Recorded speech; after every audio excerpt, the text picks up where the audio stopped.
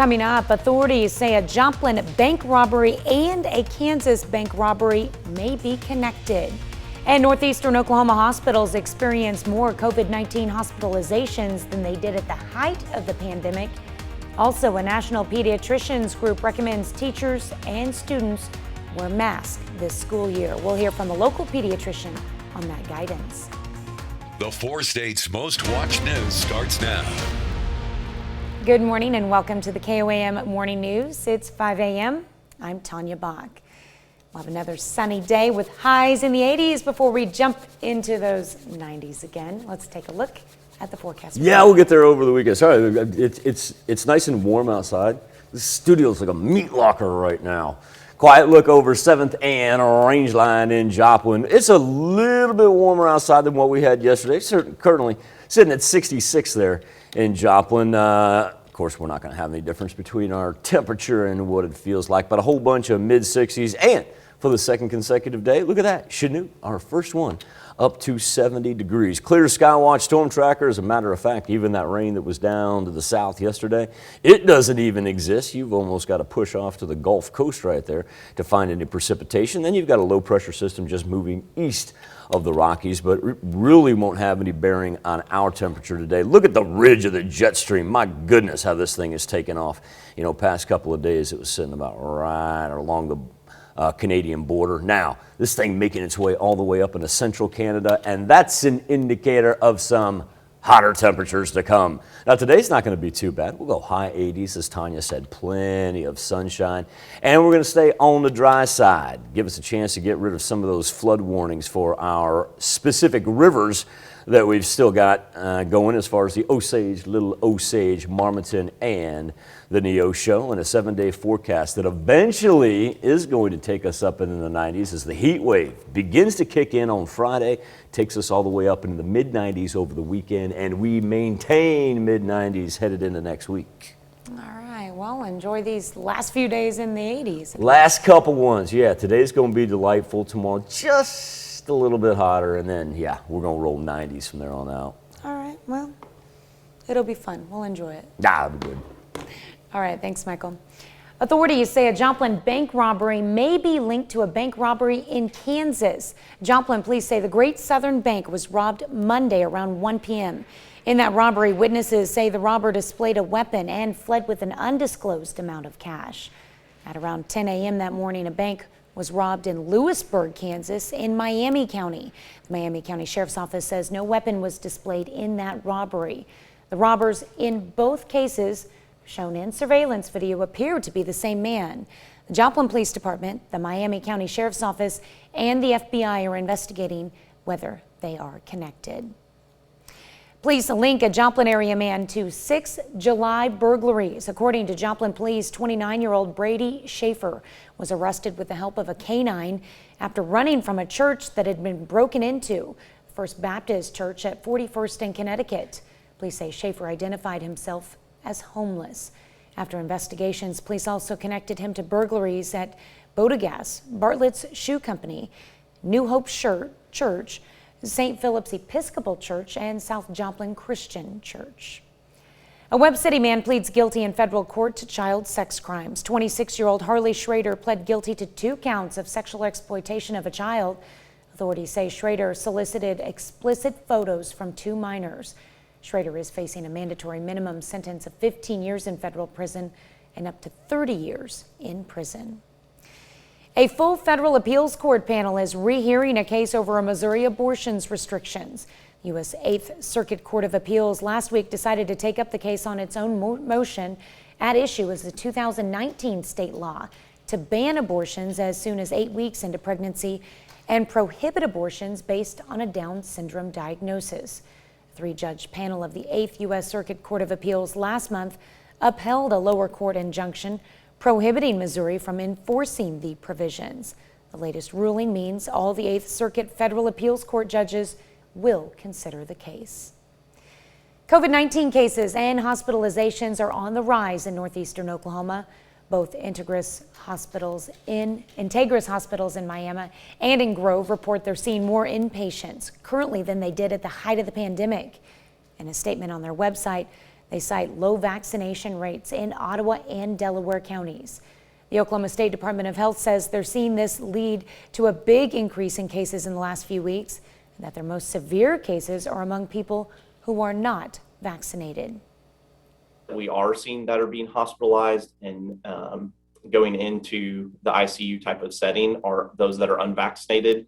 Those that are vaccinated are normally seeing just an allergy type of symptom, runny nose.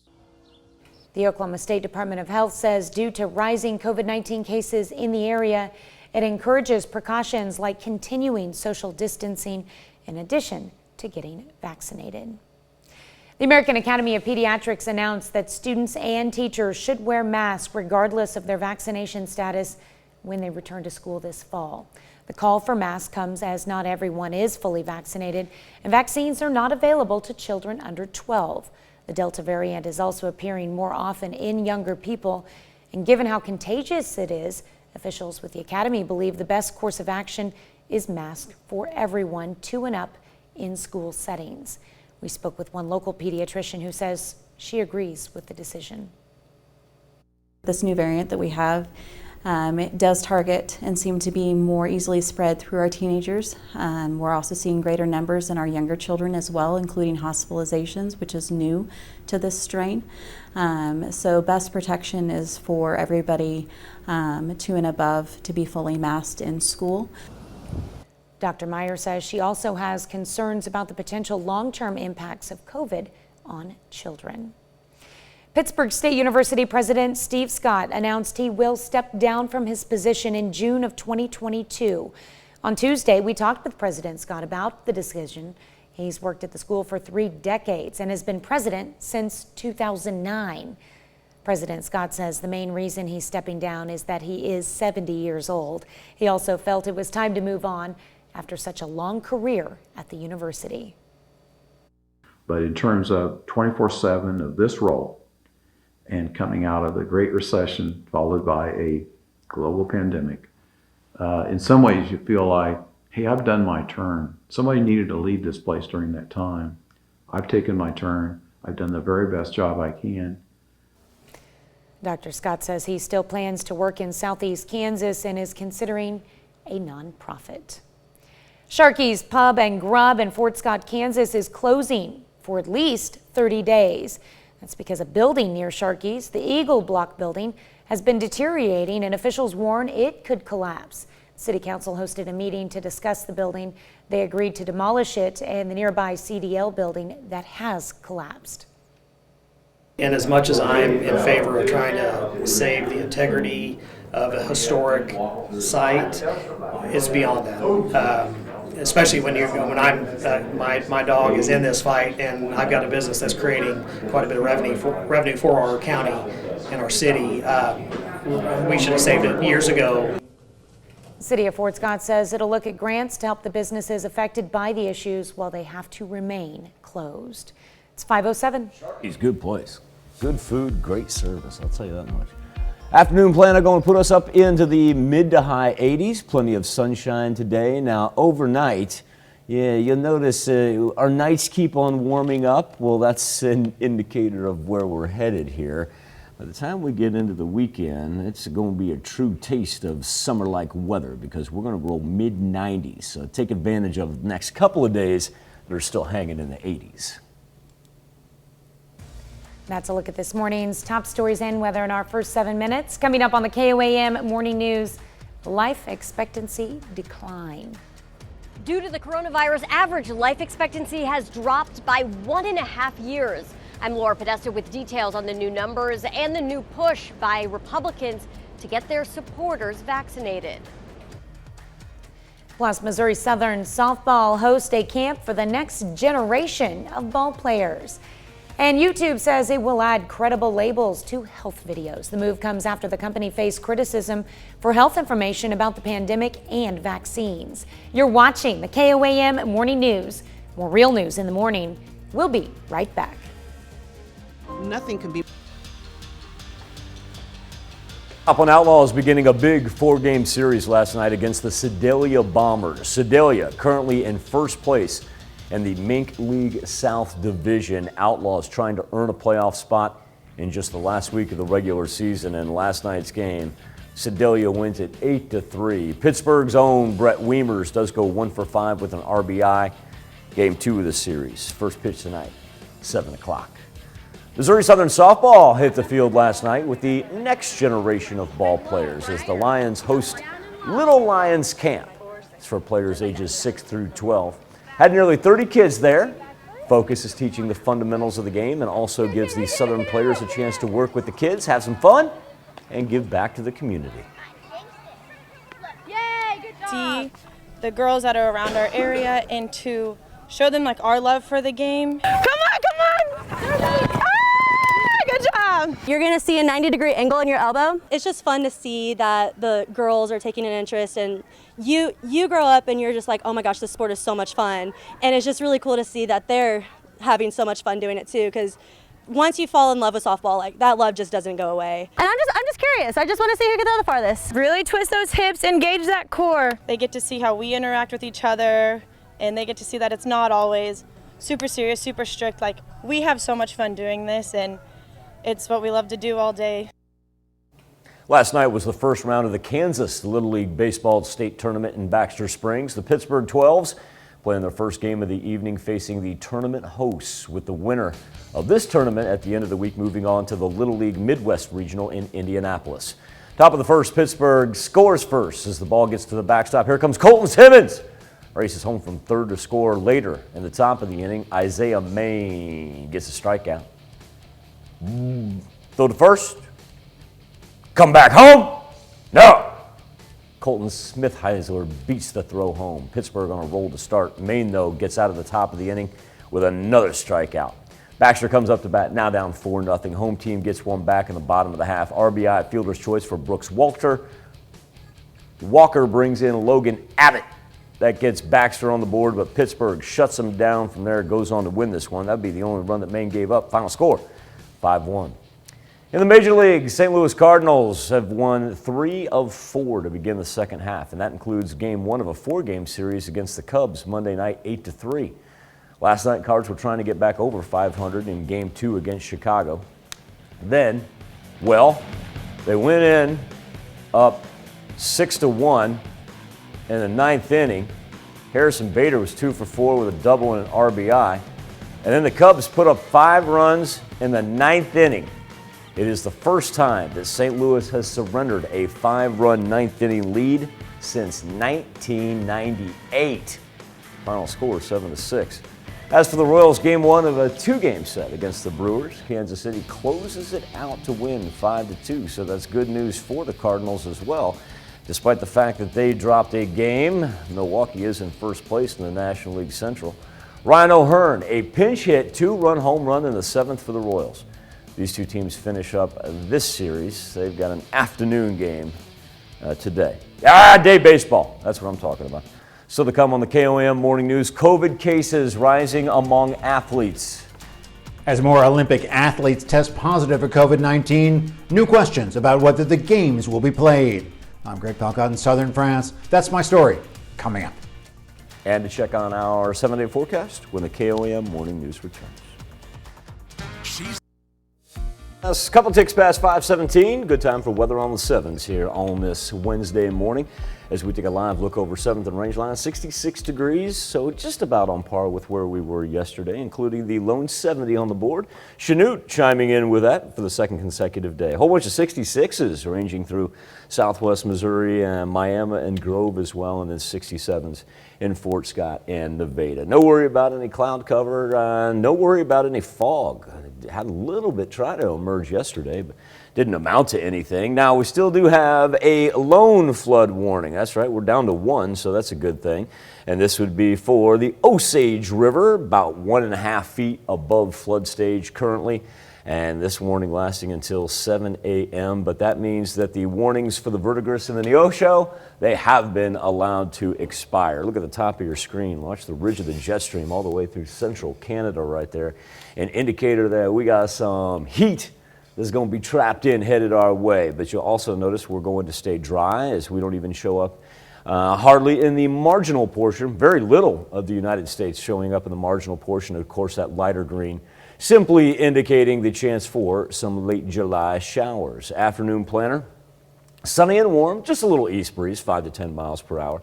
That wind is shifting on us though, and eventually when it starts to work in from the south, that's going to bring us some heat over the weekend. But for the time being, we'll go mid to high 80s today and really keep the rain at bay until probably next week for the most part. Anything that we do see is going to be some light rain showers that'll be in and out. Now, once we get into Friday and the 90s begin, then we're going to be talking about possibility of some heat advisories kicking in by the time we get into the middle of next week. Time now to turn our attention to the KOAM News Now Facebook page. It is our Something to Talk About and also the subject of our Insta poll this morning. On the heels of President Biden criticizing social media companies for not doing more to stop the spreading of vaccine misinformation, YouTube says starting this week, it will start labeling health videos with information on how, quote, authoritative, end quote, the source is.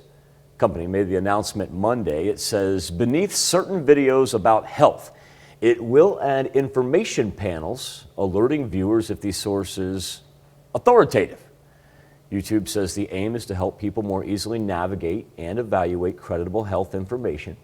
An official from the company says YouTube has the potential to be a transformative tool for public health and positively impact communities at scale. Our question to you, though, should social media flag misleading posts about the COVID-19 and the vaccine? As of right now, it's about 50-50. You can log on KOAMnewsnow.com/vote. Let us know what you think, and we'll get to your results here as we progress through the show. Health Watch is next. Win-win. Topping Health Watch this morning, a new report from the CDC released this morning shows life expectancy declined by 1.5 years from 2019 to 2020, the largest one-year drop since World War II. More than 609,000 Americans have died from COVID-19 since the pandemic started. And as CBS's Laura Podesta reports, the Delta variant is responsible for the latest surge. The Delta variant of COVID-19 is running rampant, especially through unvaccinated Americans. The CDC says the new variant now accounts for more than 80% of new cases. Delta variant is sneaky, it's a beast, and it has figured out why you are no longer that person who's going to be fine. Dr. Catherine O'Neill is an infectious disease expert in Louisiana, a state which has one of the lowest vaccination rates in the country. If you don't choose the vaccine, you're choosing death. 46-year-old Brandon Hayes, who was unvaccinated, recently died of COVID. I really was suffering. His mother asked a hospital in Baton Rouge to offer vaccines at his funeral. 3 people took up the offer. She wants other mothers not to experience the same pain that she's feeling. Yesterday, Louisiana Representative Steve Scalise, the number 2 Republican in the House, announced that he received his first dose. Scalise called the vaccine safe and effective and joined a growing number of Republicans now urging their constituents to get their shots. Ignore all of these other voices that are giving demonstrably bad advice. Nationwide vaccination rates have plunged since the middle of April. We're having to basically convince people one at a time that the vaccines are safe. According to the CDC, less than half of the country is fully vaccinated against COVID-19. Laura Podesta, CBS News. A new lab study found the Johnson & Johnson vaccine elicited lower levels of proactive antibodies against the Delta variant compared to the Pfizer and Moderna. But it is unclear if the shot still provides enough protection or if a booster will be needed. A woman's heart health could predict pregnancy and labor complications. Doctors at Northwestern University say more than 60% of women live with pre-pregnancy cardiovascular risk factors like diabetes or an unhealthy body weight. Those risk factors could lead to preterm birth, low birth weight, or an ICU admission for the mother. That's a look at some of today's top health stories. You're watching the KOAM Morning News. Warm-up is underway, but still not too bad today at all, as we'll be in the high 80s. A little easterly breeze, and overnight you'll notice our temperatures, they get a little bit warmer each and every night. Now we'll keep the rain at bay for today. We'll stay on the dry side. That's why we've been so lucky, let those river flood warnings expire. But Thursday, like I said, a little bit warmer. Now, by the time we get to Friday, here comes that string of 90s going to stare us in the face. As a matter of fact, over the weekend, not going to be surprised if we don't see some heat advisories begin to pop up. As a matter of fact, they actually have those to the north for today up in Kansas City. Nothing really affecting us. So enjoy 2 more days where we hang on to the 80s before a true taste of summer arrives. It's furniture. Good morning, I'm Tanya Bach with your KOAM News Update. Authorities say a Joplin bank robbery may be linked to a bank robbery in Kansas. Joplin police say the Great Southern Bank was robbed Monday around 1 p.m. In that robbery, witnesses say the robber displayed a weapon and fled with an undisclosed amount of cash. At around 10 a.m. that morning, a bank was robbed in Lewisburg, Kansas, in Miami County. The Miami County Sheriff's Office says no weapon was displayed in that robbery. The robbers in both cases, shown in surveillance video, appear to be the same man. The Joplin Police Department, the Miami County Sheriff's Office, and the FBI are investigating whether they are connected. Here's Michael with today's forecast. Going to be up into the mid to high 80s later on today. A whole bunch of sunshine. Good reminder, bust out the sunscreen if you're going to be outside for extended periods of time. And we've got 90s on the horizon. As a matter of fact, already heat advisories taking effect up to our north. And while it's not for any of our highlighted counties, it's an indicator that that heat bubble in the upper plains is going to be here for us, especially over the weekend and into next week, where we're going to start talking about dangerous conditions if you're going to be outside for a long period of time. All the latest on the Skywatch weather app. Coming up, authorities say a Joplin bank robbery and a Kansas bank robbery may be connected. And northeastern Oklahoma hospitals experience more COVID-19 hospitalizations than they did at the height of the pandemic. Also, a national pediatricians group recommends teachers and students wear masks this school year. We'll hear from a local pediatrician on that guidance. The 4 states' most watched news starts now.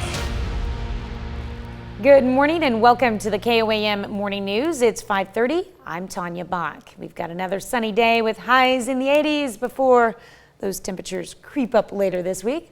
Let's go to Michael with a first look at the forecast. Got some good old-fashioned July, late July, early August heat that's going to be upon us over the week, beginning really about Friday. So we've got 2 more days in the 80s. Then we'll start talking about making sure we take care of ourselves when you're outside. But even with that being said, during the break you were talking about the importance there of making sure that you sunscreen up, because with the amount of sun that we're going to have, which is not a bad thing, just want everybody to be very safe out there. Current conditions over 7th and Rangeline as we await sunrise at 6:15 on this Wednesday morning as we sit right now 66, 67 degrees. Let's roll 66s in Lamar and Carthage, Chanute, all the way up to 70 right now in Miami at 66. Skywatch Storm Tracker just looking absolutely gorgeous. As a matter of fact, take those 4 states right there. Not a drop of rain, not a sight of any cloud cover. So we love that. That being said, we still do have 1 flood warning in effect. Now, we've been able to lift the flood warnings for the Verdigris and the Neosho, but there we go. That's the Osage River near Shell City, about 1.5 feet above flood stage, and not expected really to get below flood stage until we get to Friday. So with that being said, our Wednesday and Thursdays are going to hold on to the 80s, albeit high 80s, but by the time we get to Friday, that tune's going to change a little bit. So enjoy 2 consecutive days of temperatures below average. And then, hello weekend. Ooh. Oh, factor in some humidity in there. We're going to be talking about feeling like triple digits. Ooh. It's coming. It's coming. All right. An indicator that, they've got heat advisories ranging from Kansas City up to the north. So all that heat that's been trapped up north is coming our way. Yep, we've been spoiled too long. It'd be good. About time. About time. We can handle it. Stay positive. All right, thanks, Michael. Authorities say a Joplin bank robbery may be linked to a bank robbery in Kansas. Joplin police say the Great Southern Bank was robbed Monday around 1 p.m. In that robbery, witnesses say the robber displayed a weapon and fled with an undisclosed amount of cash. At around 10 a.m. that morning, a bank was robbed in Lewisburg, Kansas, in Miami County. The Miami County Sheriff's Office says no weapon was displayed in that robbery. The robbers in both cases shown in surveillance video appeared to be the same man. The Joplin Police Department, the Miami County Sheriff's Office, and the FBI are investigating whether they are connected. Police link a Joplin area man to 6 July burglaries. According to Joplin Police, 29-year-old Brady Schaefer was arrested with the help of a canine after running from a church that had been broken into, the First Baptist Church at 41st and Connecticut. Police say Schaefer identified himself as homeless. After investigations, police also connected him to burglaries at Bodegas, Bartlett's Shoe Company, New Hope Church, St. Philip's Episcopal Church, and South Joplin Christian Church. The American Academy of Pediatrics announced that students and teachers should wear masks regardless of their vaccination status when they return to school this fall. The call for masks comes as not everyone is fully vaccinated, and vaccines are not available to children under the age of 12.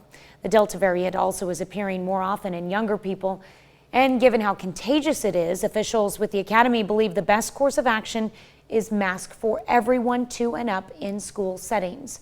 We spoke with one local pediatrician who says she agrees with the decision. That we have, it does target and seem to be more easily spread through our teenagers. We're also seeing greater numbers in our younger children as well, including hospitalizations, which is new to this strain.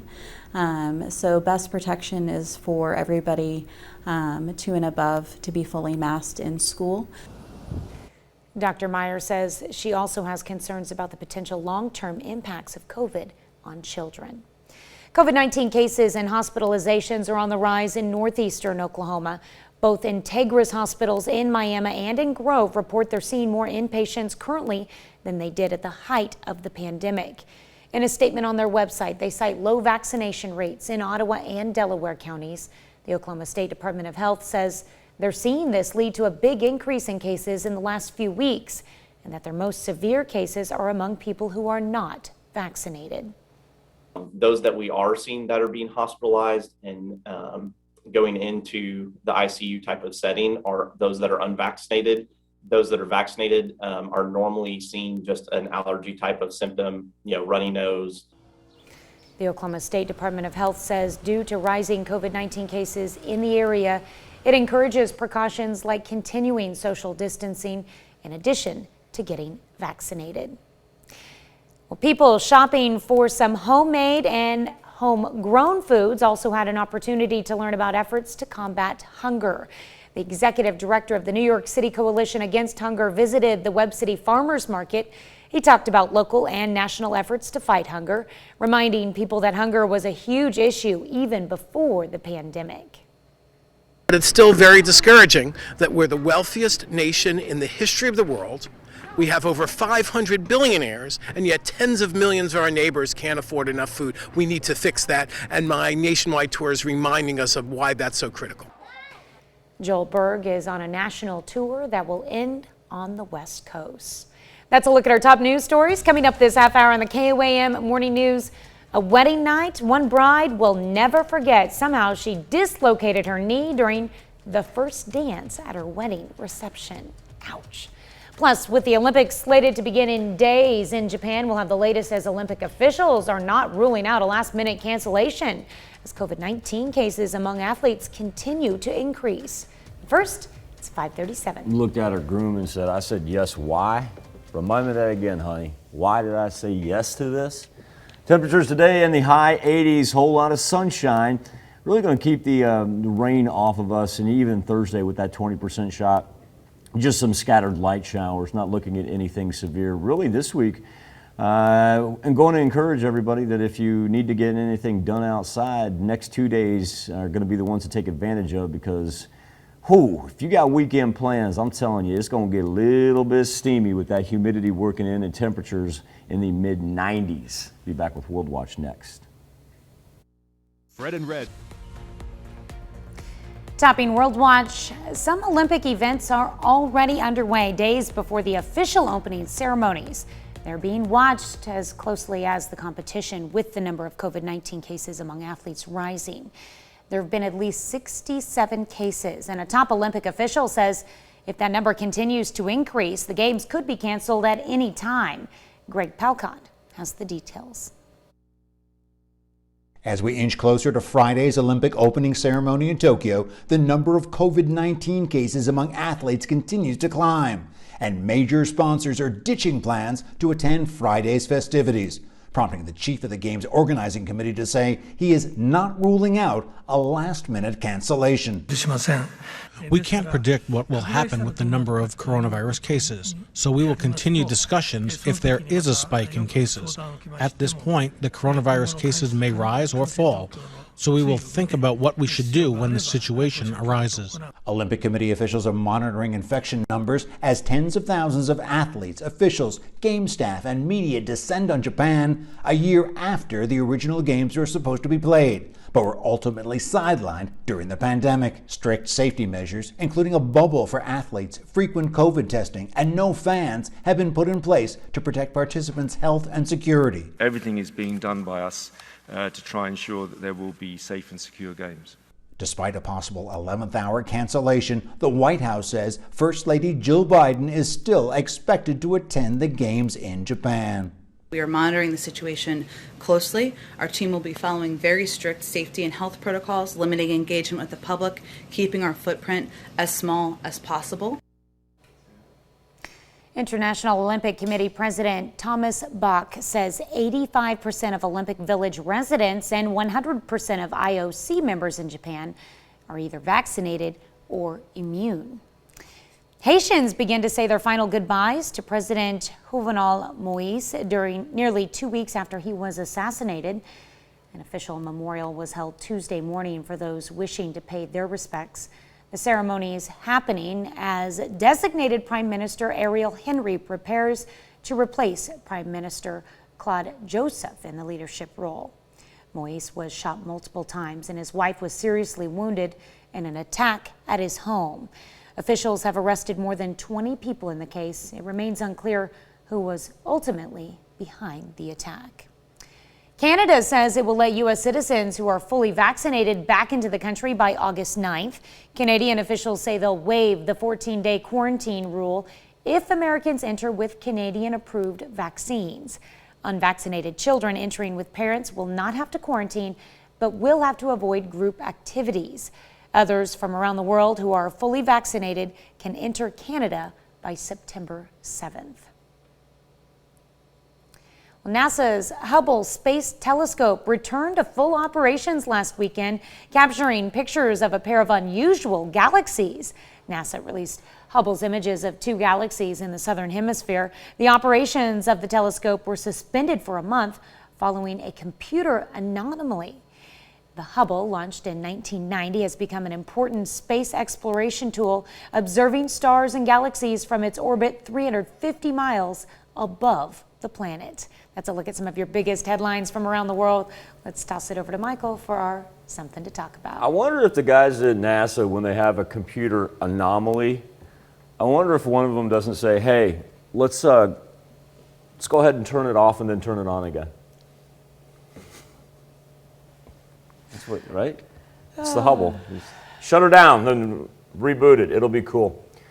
All right, something to talk about. KOAM News Now Facebook page and our morning Insta poll on the heels of President Biden criticizing social media companies for not doing more to stop the spread of misinformation. YouTube says starting this week, it's going to start labeling health videos with information on how authoritative the source is. Company made the announcement earlier this week, says beneath certain videos about health, it's going to add information panels alerting viewers if the source is authoritative. As YouTube says, the aim is to help people more easily navigate and evaluate credible health information.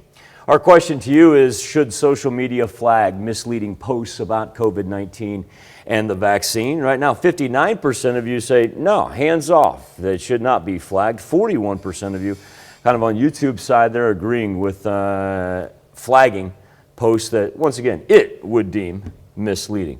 You can take part each and every morning. Go to KOAMNewsNow.com/vote, or you can go to our Facebook page as well, KOAM News Now, and that'll direct you to the poll where you can vote. We'll be back with the news you need to know before you head out the door right after this. Here's a check of today's top headlines, the news you need to know before you head out the door. Another former advisor to President Trump is arrested. Tom Barrack is accused of acting as an agent of the United Arab Emirates between 2016 and 2018. Prosecutors say the 74-year-old used his access to President Trump to illegally lobby on behalf of the UAE.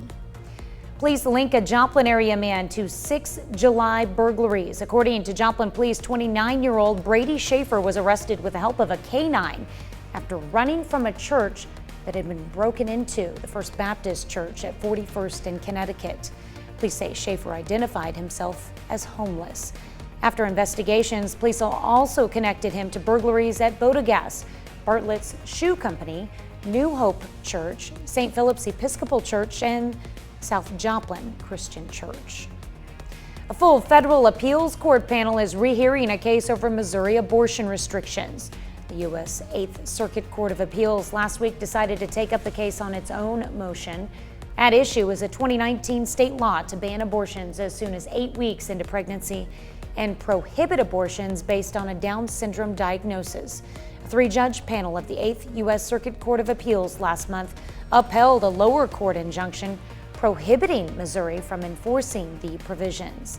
The latest ruling means all the 8th Circuit Federal Appeals Court judges will consider the case.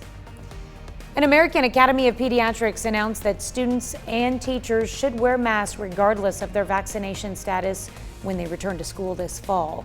The call for masks comes as not everyone is fully vaccinated, and vaccines are not available to children under 12. The Delta variant also is appearing more often in younger people, and given how contagious it is, officials with the Academy believe the best course of action is mask for everyone 2 and up in school settings. We spoke with one local pediatrician who says she agrees with the decision. She also has concerns about the potential long-term impacts of COVID on children.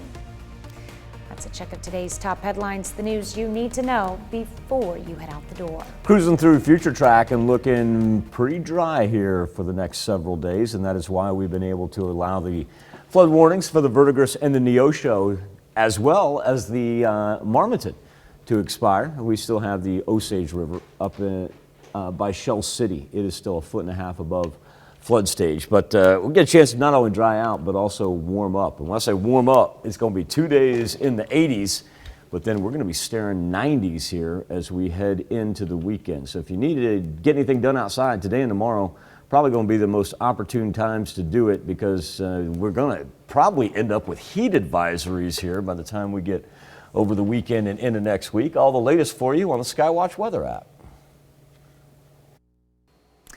Well, that first dance was a doozy. A bride somehow managed to dislocate her knee, but she still ended up wearing her wedding gown instead of a hospital gown. Jeannie Moose reports, here comes the bride to the ER. They exchanged vows, kissed, and got ready to party. These Pennsylvania newlyweds started fast, then slowed for their first dance to the song Stay by the Dave Matthews Band. But Julie Ben couldn't stay standing, because when the groom, Paul Richter, dipped her, she dislocated her knee, despite the fact that she was wearing flats and had no known knee problems. Julie told Fox 29 in Philadelphia she knew instantly what had happened. I was in this dip and I just said to Paul, I just dislocated my knee. And he was like, what? Okay, let's move, let's get off the dance floor. Paul, a second lieutenant in the Army, supported her and her heavy wedding dress. She winced with searing pain as they waited for the ambulance. Julie was whisked off to the hospital, looking like a queen in that gown in a wheelchair. She was there for about 3 hours. Doctors reset her knee, then let the bride return to the reception, where she got quite a reception. Just in time for the last song, I was still on a lot of different meds. None of the pain meds were originally working, so they had to sedate me at the hospital. Julie spent her wedding night zonked out in bed with her husband, while her mom, a retired nurse, slept on a nearby cot because her daughter was so sick from the pain meds. The bride who dislocated her knee is easy to locate online. She's gone viral.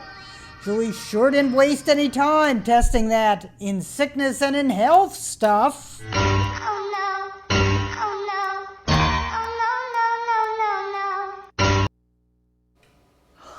I can't imagine that happening. Wow. I do feel bad for her.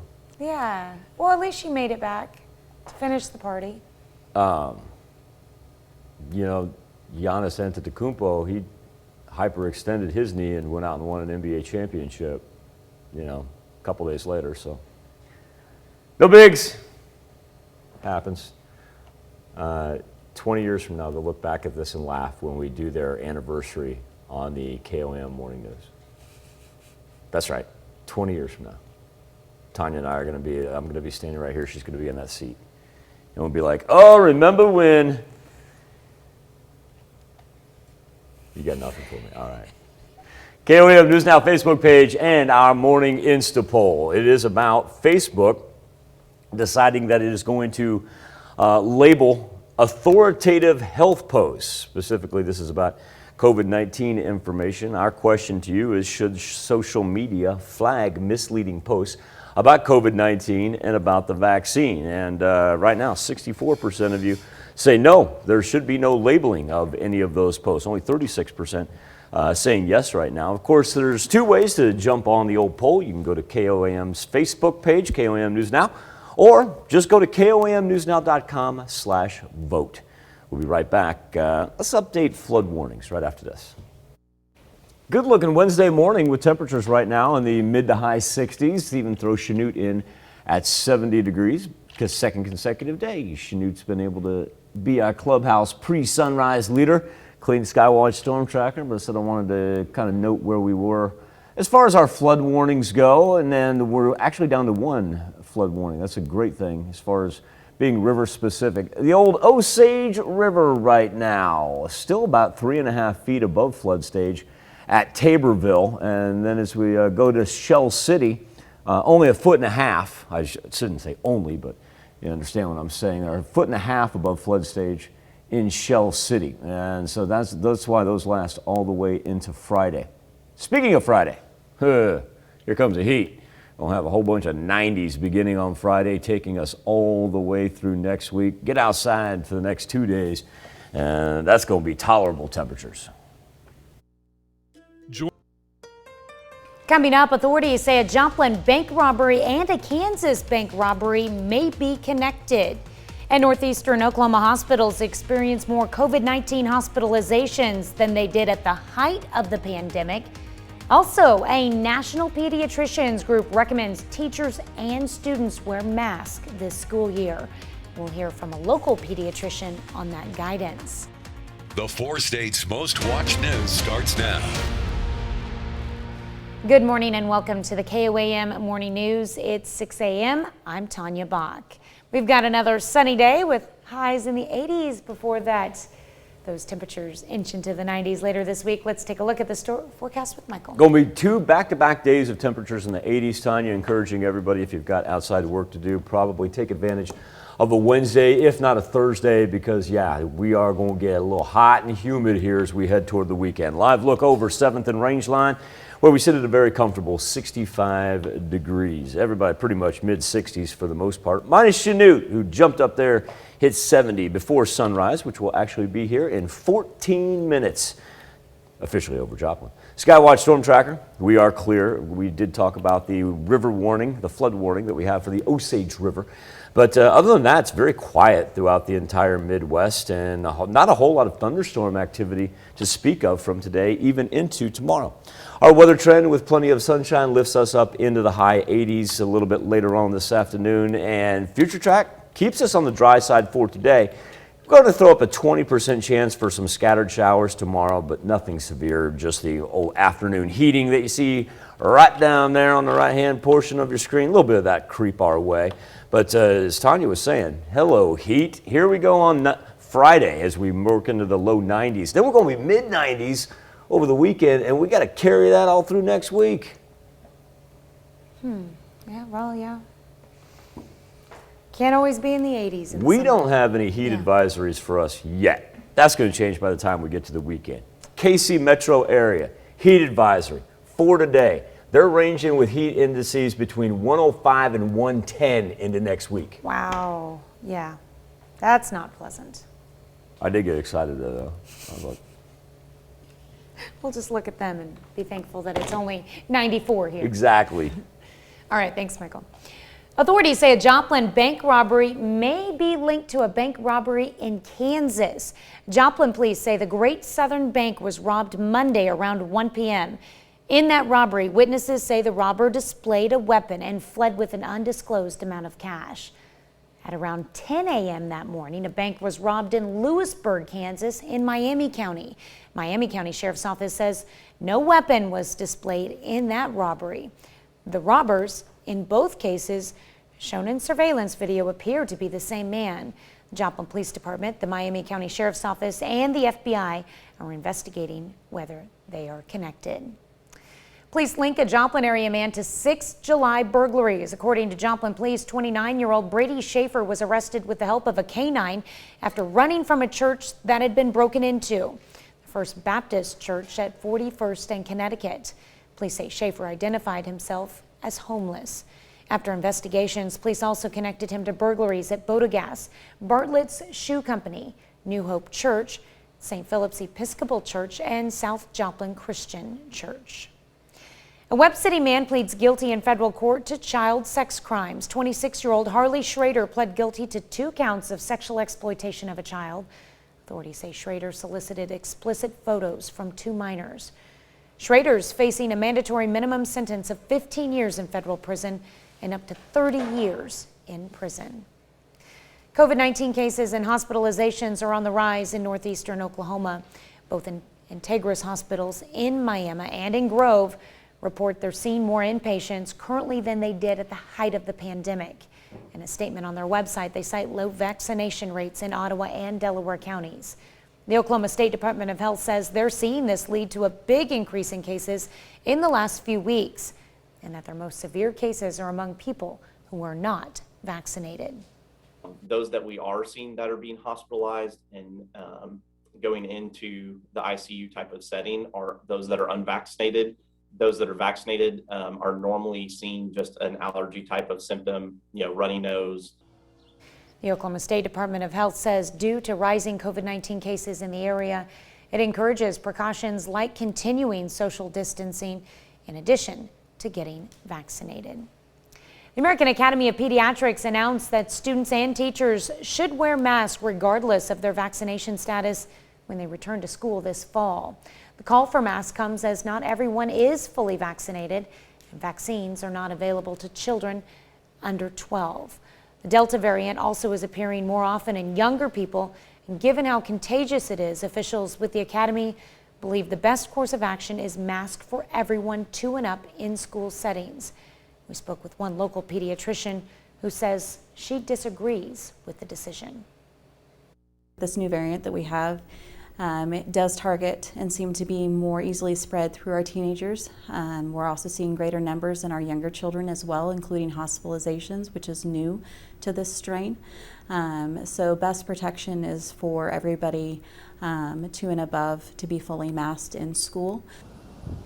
Dr. Meyer says she also has concerns about the potential long-term impacts of COVID on children. A full federal appeals court panel is rehearing a case over Missouri abortion restrictions. The U.S. 8th Circuit Court of Appeals last week decided to take up the case on its own motion. At issue is a 2019 state law to ban abortions as soon as 8 weeks into pregnancy and prohibit abortions based on a Down syndrome diagnosis. A 3-judge panel of the 8th U.S. Circuit Court of Appeals last month upheld a lower court injunction prohibiting Missouri from enforcing the provisions. The latest ruling means all the 8th Circuit Federal Appeals Court judges will consider the case. People traveling Highway 54 in Missouri, not far from the Lake of the Ozarks, may notice a tall Confederate flag flying in the wind. They also could see a billboard message created in response to the flag. Now, first came the Confederate flag. Those responsible for the flag are members of the Sons of the Confederate Veterans, a national organization that has members in Missouri. Then the billboard was put up in response. It was put up by Tuscumbia, Missouri native Amanda Burrows, who says she's not in favor of the flag near her home. The billboard reads, "Equality bigger than hate." But the flag is getting some mixed reactions from people with differing views on what it means. Point here is not to cause disagreements between individuals, but to let people know who are visiting the area that that flag isn't for all of us. We actually have African American members. We feel like there's a lot of misunderstanding about why the Confederate people fought. And again, our mission is to do nothing more than honor our ancestors for fighting for what they believed in. Burroughs has started a GoFundMe to help keep the billboard up long term. Darren Maple says whoever put the billboard up has every right to do so. 6:07. That we were mentioning about the Osage River near Shell City and the gauge at Taborville as well. Still about anywhere from 1 to 3 feet above flood stage, depending on where you are on the river right there. Then, as far as our watches and warnings go, this is what I was talking about for the Kansas City metro area. And you'll notice this excessive heat. Well, today's Wednesday, right? Did you see? Oh, it expires at 7 p.m. today, right? No, that's next week. That's next week when that thing expires. Where are we going here? Go back.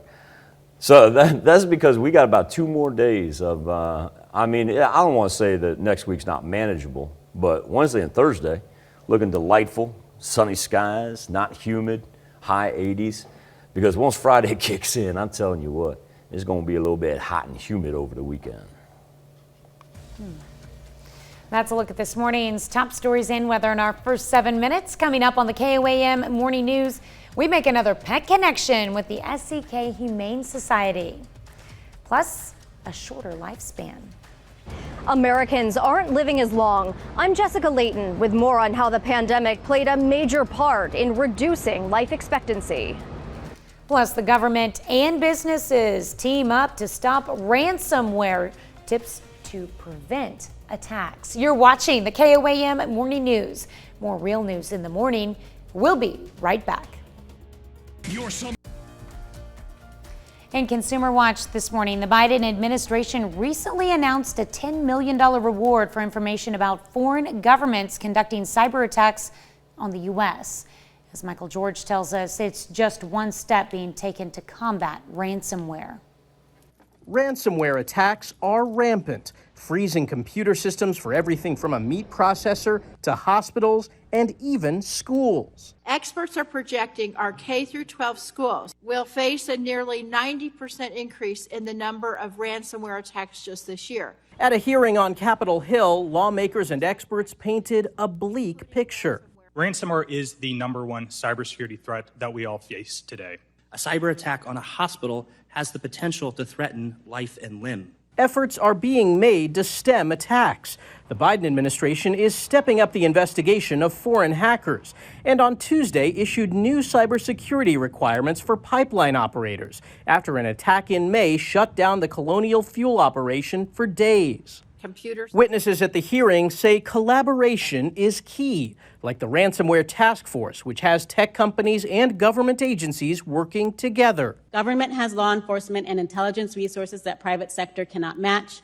The private sector has access to data and technological resources that governments cannot match. And experts say there are easy steps we all can do to prevent a ransomware attack. Analyze email closely and be wary of links. They could contain malware from a hacker. Use long, strong, and unique passwords for each account. Look, all of us are tempted to reuse passwords.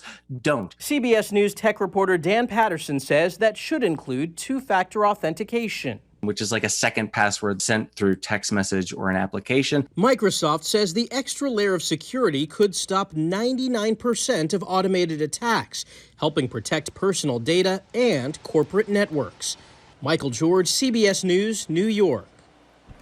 Renters who are not paying landlords because of the coronavirus pandemic are running out of time to avoid evictions. Federal eviction moratorium ordered by the Centers for Disease Control and Prevention is set to expire on Saturday, July 31st. The moratorium has banned landlords from evicting tenants who qualified to stay based on a CDC declaration of eligibility to not pay that was presented to landlords by tenants. Congress allocated more than $46 billion in rental assistance to help tenants nationwide, but there are no more current plans to extend the non-payment moratorium. That's it for Consumer Watch. Let's toss it over to Michael with a look at our forecast. Tanya, we've been able to evaporate our excess moisture from last weekend's rains, but this is what I was afraid of. We've got a little fog beginning to appear. No visibility concerns right now, but if you look down there right at the ground, you can see it beginning to build a little bit. 7th and range line is still looking really good, though, as we are right at sunrise. Just waiting for the glow cloud to show itself now. Temperatures absolutely delightful. 65 degrees is where we sit in Joplin. Let's go 70 in Chanute. Been a consistent 70 all morning long. 66 in Miami and 65 in Carthage. Now, that's an idea about why that fog's trying to kind of creep up right there. That's a good amount of humidity, not only for us, but even as you push out to the west, considering central Kansas and Oklahoma are just about where we are. Kind of strange for them to be that high this early in the morning. Skywatch Storm Tracker with the Osage River and the flood warning. And while we're talking about watches and warnings, kind of been harping as far as what's going on in Kansas City, where they've got a heat advisory. So if you're going to head up north on 49 or 69, no, this is going to get hotter because look at that big ridge of the jet stream all the way into central Canada. So that heat bubble that they've created up to the north, that heat's going to make its way toward us. Now, we don't show up on the severe thunderstorm risk map. That is a great thing. We like that idea. Highs today up into the 80s, plenty of sunshine, and Future Track's going to keep us pretty clear and pretty warm. I'm going to say hot for the next 2 days, but the heat is going to be upon us by the time we get to Friday, Saturday, and Sunday as we carry a string of 90s all the way into next week. We'll be back with a little pet connection right after this. Welcome back to the KOAM Morning News. Find ourselves looking for a little pet connection, but we're going to take a little bit of a different twist here this morning. We're lucky enough to be joined by Jasmine Kyle, Executive Director of the SEK Humane Society. Jasmine, first off, thank you so much for your time this morning. Also, too, I want to give you a platform and a floor here. Quarantine's become part of our regular vernacular here in the past year and a half. But yes, we're talking about quarantine because of something different that's going on at the Humane Society. And the reason that I want to give you the floor and the opportunity here is because people may have heard word of mouth, secondhand, about quarantine at the Humane Society. But I want you to actually explain what exactly is going on because our mind immediately goes, COVID-19.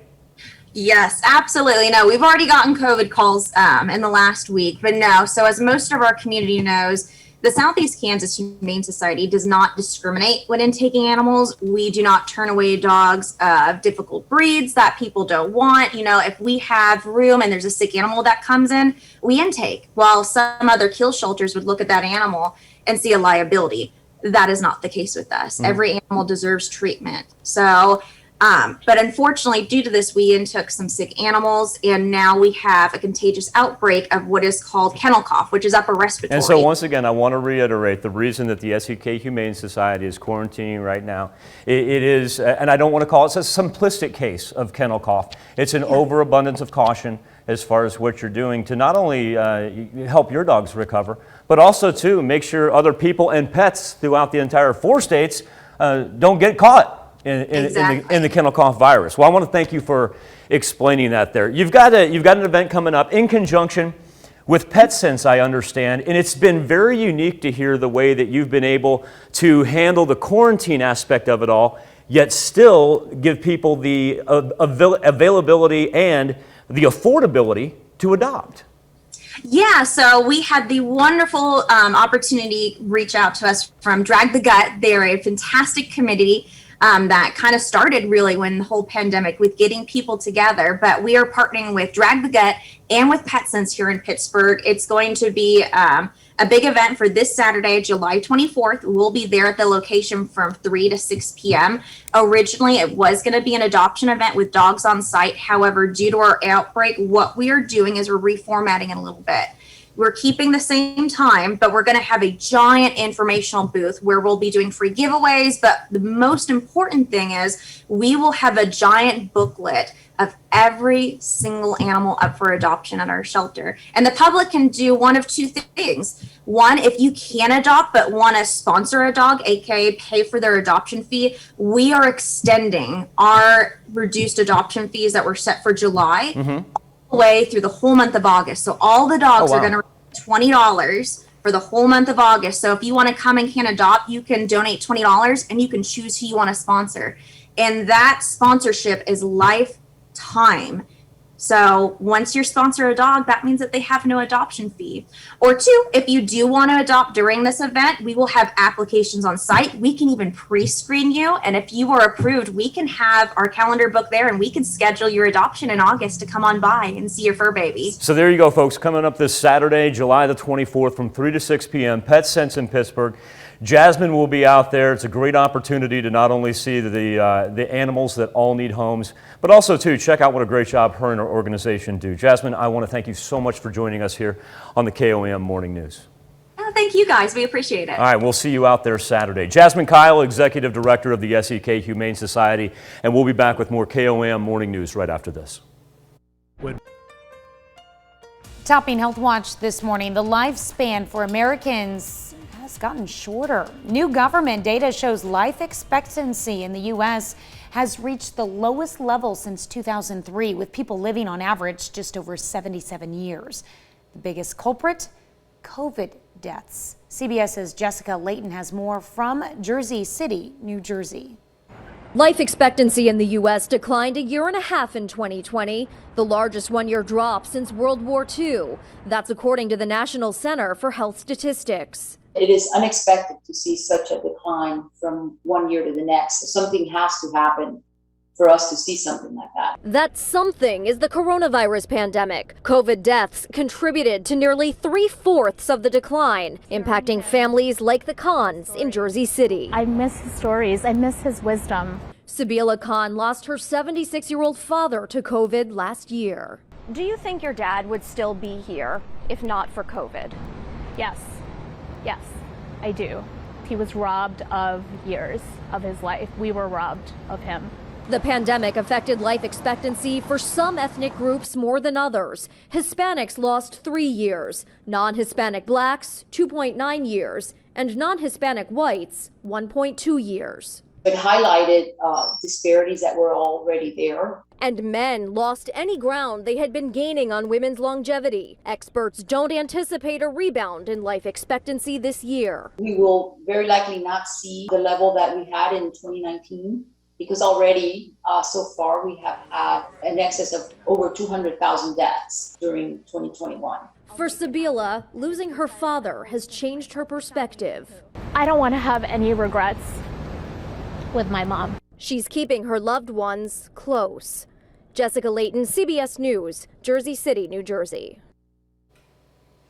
Deaths from accidents and unintentional injuries, including drug overdoses, also contributed to the decline in life expectancy, along with homicide, diabetes, and chronic liver disease. That's a look at some of today's top health stories. You're watching the KOAM Morning News. High 80s today. Humidity not going to be too much of a factor. Going to be absolutely delightful Wednesday. Thursday not looking too bad, but remember the heat kicks in earnest on Friday. Coming up, authorities say a Joplin bank robbery and a Kansas bank robbery may be connected. And northeastern Oklahoma hospitals experience more COVID-19 hospitalizations than they did at the height of the pandemic. Also, a national pediatricians group recommends teachers and students wear masks this school year. We'll hear from a local pediatrician on that guidance. The 4 states' most watched news starts now. Good morning and welcome to the KOAM Morning News. It's 6:30. I'm Tanya Bach. We've got a sunny day ahead of us with highs in the 80s before it starts to get hot later this week. Let's go straight to Michael with a look at our forecast. I found the glow cloud. Ooh. I found it. There it is. It's starting to come up over the tree line there. It sounds weird, you know, but when you got a tower cam and you're like, where's the sun? So yeah, it took a little bit of maneuvering there. There's a live look over 7th and Range Line. Nice thing that we can do on air. There she is, peeking right there through the trees. So it's going to be off to a gorgeous, gorgeous Wednesday start. 65 degrees is where we stand right now as far as Joplin goes. Now we are seeing a 70 already. Get back there. There we go. Our seeing is 170 in Chanute, 65 in Monette, 65 in Miami, and a pair of 67s in both Fort Scott and Nevada. The high humidity is resulting in some very low-lying fog. It's not going to last, and it's not going to really hamper visibility, so don't have to worry about it. A couple things I want to point out, though, one being a flood warning for the Osage River up by Shell City and by Taborville. And look at all the heat in the far north, and that's eventually going to work its way toward us. Nice thing is, cut ourselves out of the severe thunderstorm risk map. Always like that. Gives us a chance to dry out finally. Mid 80s, high 80s later on this afternoon. No worries on future track. Now, today and tomorrow are going to be the days to get outside and get those chores done, because beginning on Friday all the way into the weekend, not only good old-fashioned July heat, but that humidity going to be on us as well. Prepared for it, it's coming. Remember, you're headed up KC way today or anywhere through the weekend into next week. They're going to have heat advisories that are going to be in effect for an entire week. Yeah, be thankful we don't have to deal with that Yet. just yet. Yet being the operative word. There you go. All right, thanks, Michael. Well, authorities say a Joplin bank robbery may be linked to a bank robbery in Kansas. Joplin police say the Great Southern Bank was robbed Monday around 1 p.m. In that robbery, witnesses say the robber displayed a weapon and fled with an undisclosed amount of cash. At around 10 a.m. that morning, a bank was robbed in Lewisburg, Kansas, in Miami County. Miami County Sheriff's Office says no weapon was displayed in that robbery. The robbers in both cases, shown in surveillance video, appear to be the same man. Joplin Police Department, the Miami County Sheriff's Office, and the FBI are investigating whether they are connected. Police link a Joplin area man to 6 July burglaries. According to Joplin Police, 29-year-old Brady Schaefer was arrested with the help of a canine after running from a church that had been broken into, a First Baptist church at 41st and Connecticut.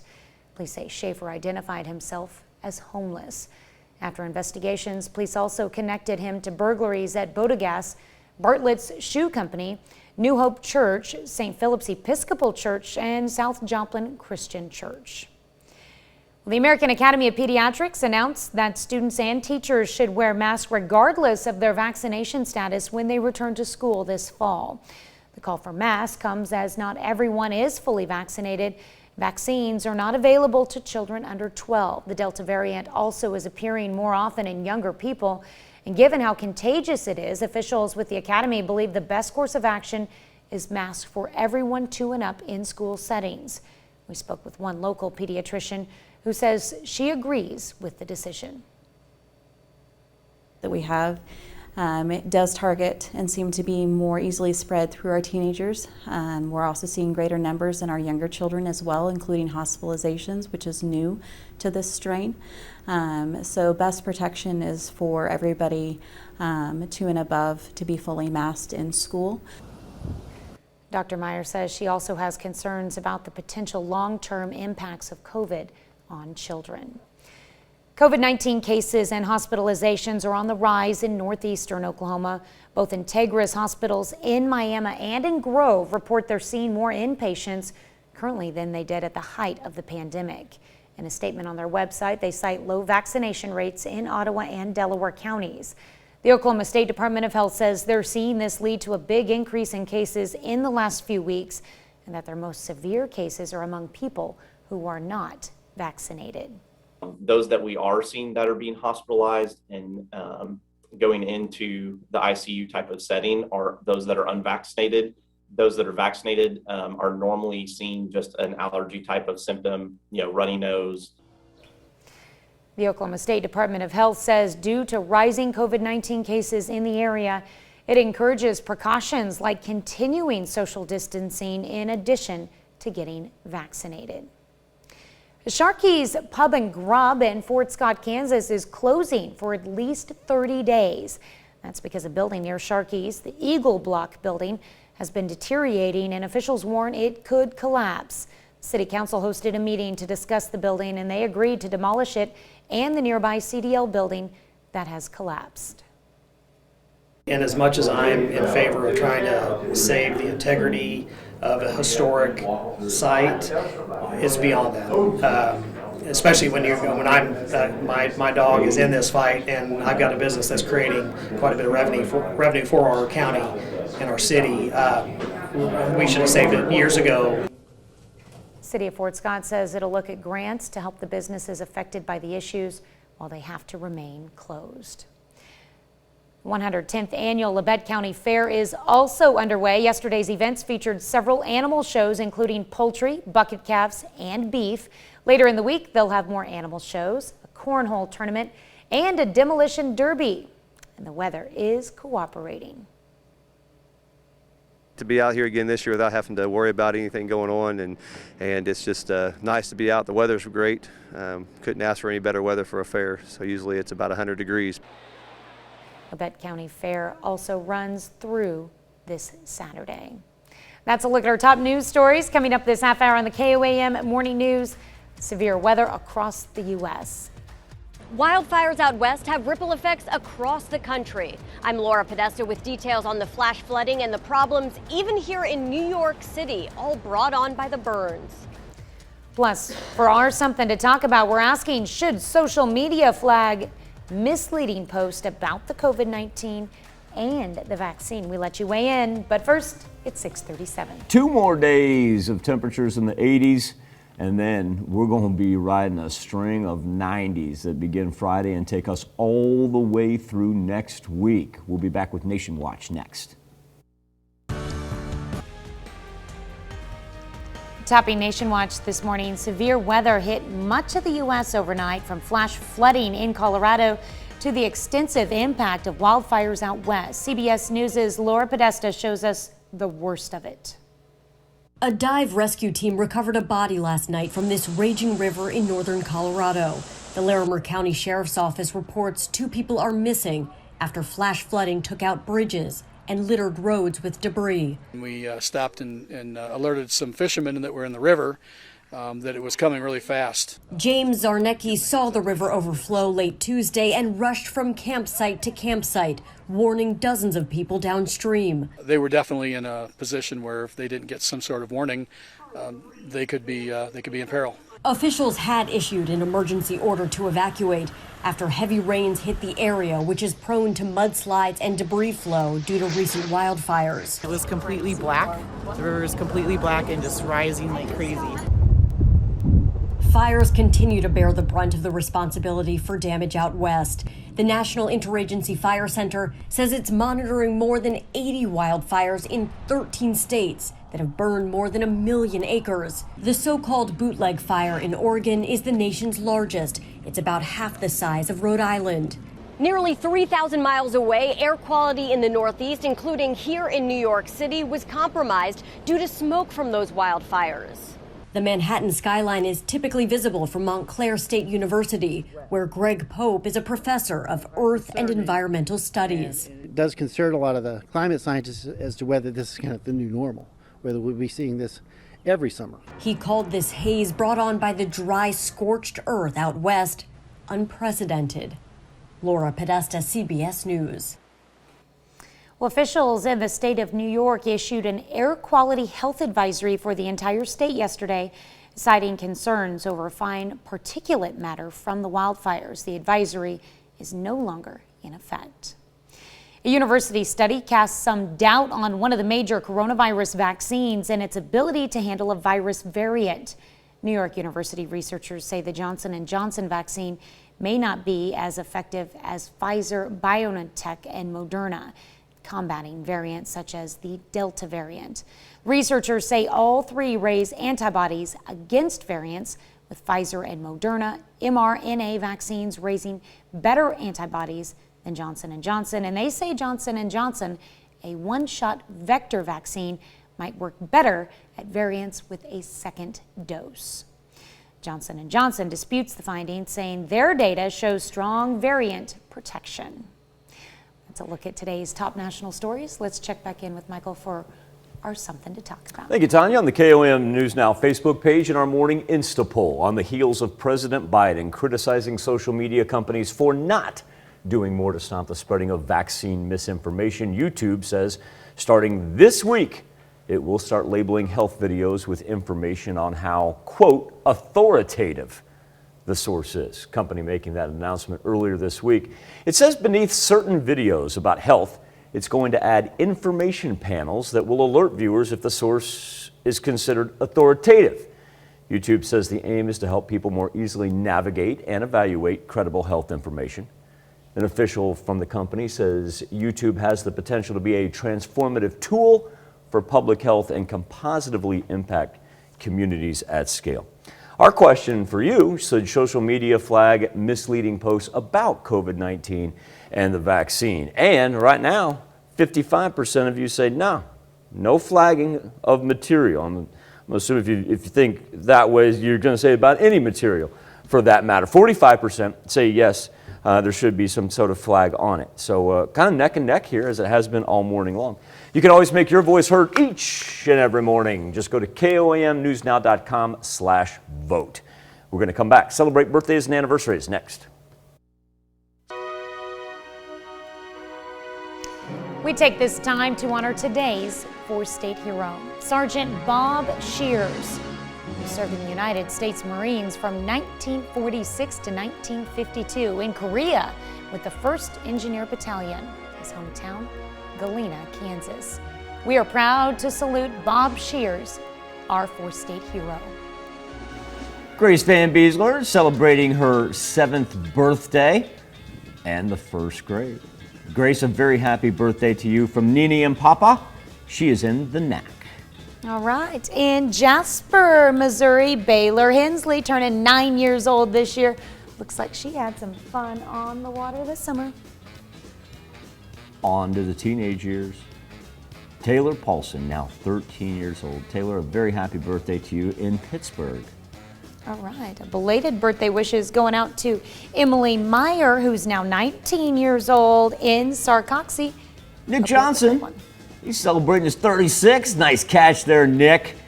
I wonder if he was on the river when he grabbed that one, seeing as how Nick's from Oswego. I like that picture. Yeah. And Barbara Watkins out in Moundville celebrating birthday number 69. We've got a 14th anniversary for Ross and Charla King. Congratulations to Ross and Charla. They're celebrating in Columbus. All right, great smile on that couple there. And let's see. Mr. Charles Frank celebrating his 85th birthday. And got a note here that said Charles had an anniversary with his wife, Susie, on Sunday. So, been a big week for the Franks. John Wren in Pittsburgh, happy birthday. And Richard Umpenauer celebrating another year wiser in Riverton. David Bean, a happy 68th to David. He's in Thayer. Wayne Cosby is celebrating his 85th birthday. Mr. Cosby, a happy birthday in Oswego. And just so happens that Wayne's granddaughter right there, well, that's Amanda Steves. Well, her birthday is tomorrow, and Amanda is getting ready to celebrate her 33rd. So a very, very busy birthday week for Wayne, Amanda, and the rest of the family. Amanda, hey, Amanda, send us somebody track down Amanda, number one, wish her an early happy birthday today, and then snap a picture of Amanda, and then I'm going to show you where to send it into here in just a little bit. And that way we'll run Amanda twice. Shh. That'd be Don't cool. tell her. And we might as well mention that Just take a picture of her and say, watch the KOAM morning news. It'll be just between you and me. All right, Michael. All right, also we cannot forget Adam Radlin. Never forget Adam. Is in Scammon and will be a junior this fall. 17 years old for Adam, and Kay Malcolm turning 85 years old in Opolis, Kansas. Okay, after you grab the picture of Amanda, here's where you can send it to. birthdays@komtv.com or birthdays at KOAMnewsnow.com. But remember, don't tell Amanda why.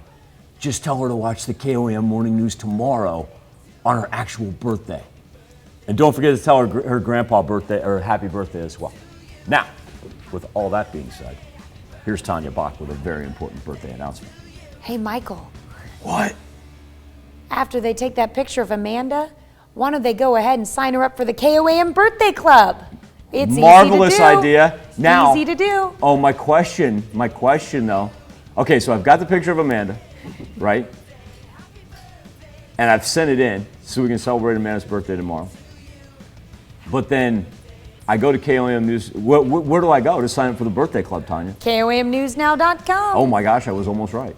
Yep, just click on the birthdays link, and once you get signed up for that KOAM birthday club, you will also be getting special deals from local businesses. Probably ask Amanda's permission before you sign her up. Just Sign yourself up. All hail the glow cloud.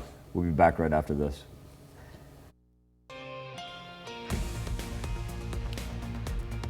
Here's a check of today's top headlines, the news you need to know before you head out the door.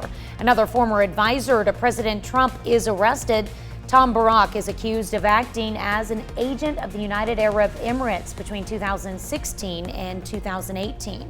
Prosecutors say the 74-year-old used his access to President Trump to illegally lobby on behalf of the UAE. Police link a Joplin area man to 6 July burglaries. According to Joplin Police, 29-year-old Brady Schaefer was arrested with the help of a canine after running from a church that had been broken into, the First Baptist Church at 41st and Connecticut. Police say Schaefer identified himself as homeless. After investigations, police also connected him to burglaries at Bodegas, Bartlett's Shoe Company, New Hope Church, St. Philip's Episcopal Church, and South Joplin Christian Church. A full federal appeals court panel is rehearing a case over Missouri abortion restrictions. The U.S. 8th Circuit Court of Appeals last week decided to take up the case on its own motion. At issue is a 2019 state law to ban abortions as soon as 8 weeks into pregnancy and prohibit abortions based on a Down syndrome diagnosis. The three-judge panel of the 8th U.S. Circuit Court of Appeals last month upheld a lower court injunction prohibiting Missouri from enforcing the provisions. The latest rulings means all the 8th Circuit Federal Appeals Court judges will consider the case. American Academy of Pediatrics announced that students and teachers should wear masks regardless of their vaccination status when they return to school this fall. The call for masks comes as not everyone is fully vaccinated, and vaccines are not available to children under 12. The Delta variant also is appearing more often in younger people, and given how contagious it is, officials with the Academy believe the best course of action is masks for everyone 2 and up in school settings. We spoke with one local pediatrician who says she agrees with the decision. She also has concerns about the potential long-term impacts of COVID on children. That's a check of today's top headlines, the news you need to know before you head out the door. Roll through our day planner one more time. Whole bunch of sunshine. Temperatures right now in the mid to high 60s, eventually ending up in the mid to high 80s. Nice thing is humidity is not going to be too bad. It's going to be absolutely delightful Wednesday. You'll notice our evening temperatures get a little bit warmer each and every day. Any rain that we see, probably not until Thursday, and that'll be bottom right-hand corner of your screen. A little pop up during the afternoon and evening right there when it gets a little bit warmer, increases that instability. But Wednesday and Thursday, kind of getting spoiled. Friday's when it kicks in. Saturday and Sunday are going to be hot and humid. And look at those 90s. They just run all the way through the middle of next week. Well, Michael, there are 2 fruit flavors that just belong together. Strawberry and... No. How about lemon and your favorite, blueberry? And today we're making a blueberry lemon ice cream sandwich in the Mr. Food Test Kitchen. Blueberries! You could have given me the duration of the Fox 14 show, and I would not have come up with that combination. I just love it. I made a blueberry lemon cake for my son's Well, I birthday. love lemons, and I love citrus fruit. They just go so well together. Blueberries I'm excited to just see this like ice cream. like on the list. Sometimes blueberries just get pushed down a little bit. But you love saying it, so. I do love saying blueberries. Got your morning news continuing on KOAM, CBS Morning News. That's coming up next. Or you can switch over with us on Fox 14, where your only local morning news continues. And we're going to continue to update the heat advisories up to our north. Remember, while they may not affect our counties, if you are on the road headed toward Kansas City, it's going to be sweltering up there and eventually sweltering here over the weekend. That does it for this Wednesday edition of the KOAM Morning News. I want you to do me a favor. Be safe. We'll do this all again tomorrow morning. And we're going to do it again today at noon. 55 years and